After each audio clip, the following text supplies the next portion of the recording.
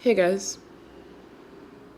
Now this is a story all about how Will's life got flipped, turned upside down, and I wouldn't. Yeah, too soon, babe.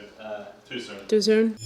I'm Jimmy Fritz. I need all you dozens of viewers out there to just tell me how you like this, alright? Welcome to the show. Hey kids, welcome back to another episode of My Hair is Still Damp when I'm recording, which means something of cultural relevance happened last night.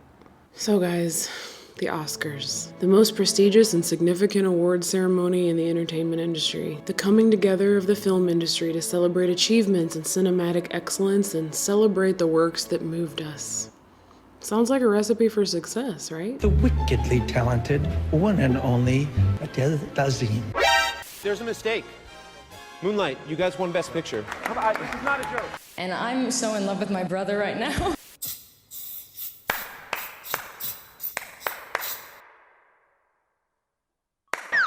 Keep my wife's name out your mouth. It's not good, guys. And the Oscars were bad long before the slap heard around the world. Let's talk about it. So as you guys know, I live under a rock. I was one of the 7,820,000,000 people who weren't watching the Oscars last night. But then I got a push notification from BuzzFeed that kind of made me do a double take about Will Smith and Chris Rock and the slap. But it still didn't click what was going on, and then I got a text from Nikki that said, "Did you see this?" I saw it, and I was like, okay, it's popcorn. So if you live where I live, under a rock, and you don't know what happened, basically at the 2022 Oscars, Chris Rock was presenting an award for Best Documentary. He made a sort of tacky, distasteful joke about Jada Pinkett Smith's hair. Jada, I love you. G.I. Jane 2, can't wait to see it. All right? A joke that Will Smith actually laughed at, but then had a change of heart real quick. Like the kombucha girl, but angry. So he gets up, walks on stage, slaps Chris Rock in the face. Oh, wow. Okay. That was a greatest night in the history of television. Yeah, it hurts me too. You're not alone. So I pulled up Twitter. This is what my life has become. I pulled up Twitter, and Twitter was how Twitter is. Everybody was kind of debating over who was right, who was wrong, which one of these gentlemen were justified with what they did, whether or not it was staged. And at first I was like, I actually wouldn't be surprised if this was staged to sort of get the ratings up, because the Oscars ratings have been, down. But then this other video surfaced, shot from like a voyeur camera during the commercial break, where you can see Denzel Washington, Tyler Perry, and this other guy, Keith Urban, kind of comforting Will after the incident. He appears to be crying. I don't know. If that was staged, then they both deserve an Oscar for that.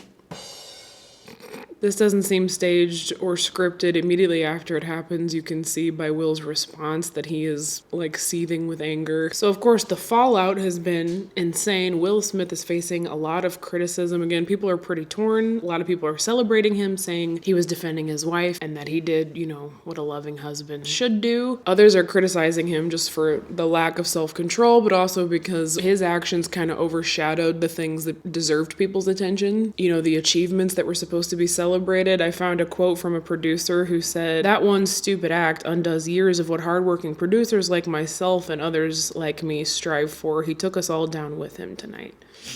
Ooh, yikes. I also thought it was interesting. I saw a lot of people pointing out, especially on Twitter, were people saying, Will was laughing at this joke. Why did he go from laughing to WWE? My wife's name. It's only a game. Why you have to be mad? But if you watch the clip closely, you can kind of see Jada Pinkett is clearly offended by the comment. She's been pretty vocal about her struggle with alopecia, so you can see how the joke was done in poor taste, etc. I'm not really here to make any judgments about this situation in particular. It was just a really good reminder for me of why award shows like this should maybe be phased out. I opened the envelope, and it said, Emma Stone, La La Land. The Oscars are just kind of silly, And someone, quite likely, Like I said, I wasn't watching at the moment of impact, which makes me superior to you if you were watching it, because I just don't feel that the Oscars or the Academy, not Teen Star Academy, the other, the other Academy. The people in charge of the Oscars, I just don't think they deserve our valuable time and attention. Not because I don't think people should be honored for their contributions to film, but just because they can't seem to find a way to honor these people without making it cringe and boring and uncomfortable and boring. But you, my darling, my beautiful, my wickedly talented Adina Menzel. Stop it. And controversial. Meryl Streep, we saw your boobs in Silkwood. Naomi Watson, Mulholland Drive. So last year, the ratings dropped to their lowest point, I think, in history of the Oscars. They barely eclipsed like 10 million viewers, which was, I think, a 50% drop from 2020's performance. And I just think this nosedive in cultural relevance is not only because of all of the controversy that has surrounded the Oscars in the past, but because it's cringe and boring. Last night, I read that this one was 3 hours and 40 minutes long. I think most of that time was probably taken up by Will's post-slap speech. Oh, man.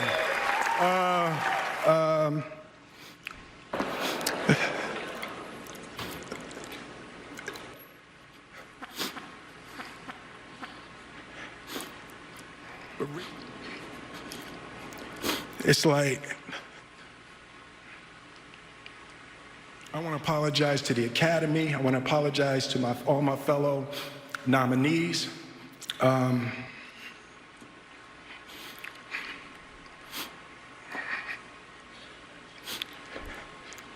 This is a beautiful moment. I'm being called on in my life to love people. Oh, thank you. But seriously, it's 2022 and I just don't think people have the attention spans anymore to watch people get awards with like minimal entertainment sprinkled in. By minimal entertainment, I don't mean the performances are minimal. I mean, there's not enough of them. You know what I'm saying? There were some good performances. I saw a clip of Beyonce. Thank you, Beyonce. But this day and age where everything's instant gratification, it's just not enough, you know? You know, not that I know anything about anything, but wouldn't it be so much better if this show was sort of enhanced? This show is designed to shine light on cinematic masterpieces, essentially, so wouldn't it be cool if filmmakers could showcase, like, deleted scenes, maybe some behind-the-scenes footage? I would love to hear more from directors about what they had to do to make an award-winning film great, you know, something to kind of spice it up a little, instead of just, you know, this. It's so strange to me that even Netflix, who led this year's nomination, I think they had like 24 Oscar nominations total, they told Forbes magazine that they have no interest in streaming the Oscars on their platform. Is that not so telling? I mean, Netflix knows what's up. You cannot deny that. Getting 24 Oscar nominations isn't evidence enough for you that Netflix knows what they're doing. I don't know what is. And they're like, the Oscars? That's snooze fest.